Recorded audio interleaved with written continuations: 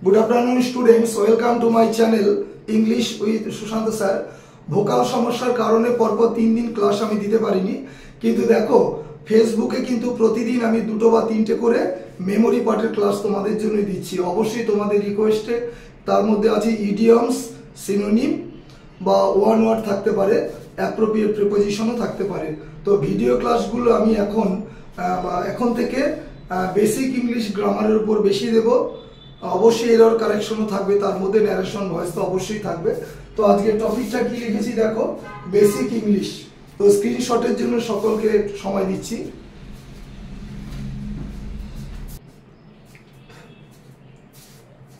চলো ক্লাস শুরু করি। This is Sushanta sir.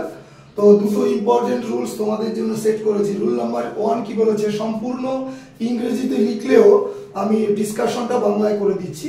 দেখো, ইফ উই ইউজ দা বা দি বিফোর এনি অ্যাডজেক্টিভ, যদি কোনো অ্যাডজেক্টিভের আগে আমরা দি বা দা বসাই বা ইউজ করি, তাহলে তা আমার ডান দিকের ভার্বটা অবশ্যই প্লুরাল নাম্বার হবে। পিএন মানে প্লুরাল নাম্বারের ভার্ব। বুঝে নিলে কি বললাম, কোনো অ্যাডজেক্টিভের আগে যদি দি বা দা বসাই তাহলে সেটা প্লুরাল নাম্বার হিসেবে কাজ করে, সাবজেক্ট হিসাবে, তাহলে তার ডান দিকে ভার্বটাও প্লুরাল নাম্বার হবে। ঠিক আছে, এক্সাম্পল দেখো, দা পোর আর জেনারেলি হার্ড ওয়ার্কিং, এখানে পোরটা অবশ্যই অ্যাডজেক্টিভ, দা বসেছে, দেখো ভার্ব এখানে প্লুরাল নাম্বার হয়েছে।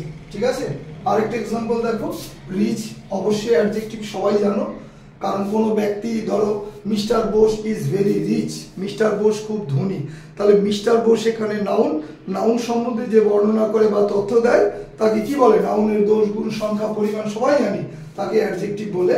তাহলে রিচের আগে কি আছে, দা, তাহলে এটা প্লুরাল নাম্বার হিসাবে কাজ করছে, ভার্বটাও প্লুরাল হয়েছে। তাহলে the rich are not always happy.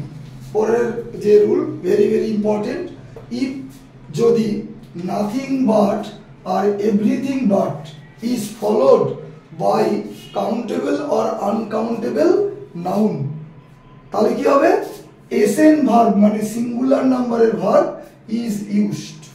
তাহলে বুঝে নেবে, নাথিং বাট বা এভরিথিং বাট এদের পরে নাউন কাউন্টেবল থাক বা আনকাউন্টেবল থাক, আমার ভার্বটা কিন্তু অলওয়েজ সিঙ্গুলার নাম্বারে হবে। এক্সাম্পল দেখে বুঝে নাও, তিনটে এক্সাম্পল দিয়েছি।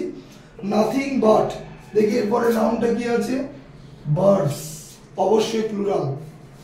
ওয়াজ সিন মানে পাখিগুলি ছাড়া আর কিছুই দেখা যায়নি।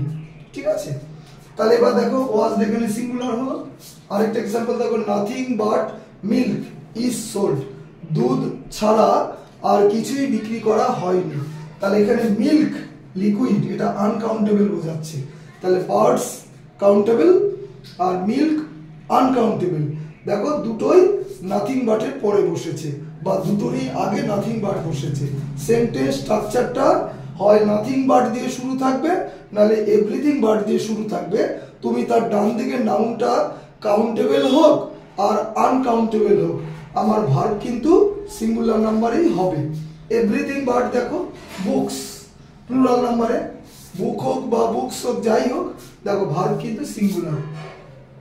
আশা করি বোঝাতে পারলাম দুটো ইম্পর্টেন্ট রুলস। তো ইংরেজিতে লিখে দিলেও সম্পূর্ণ ক্লাসটা বাংলায় বোঝালাম।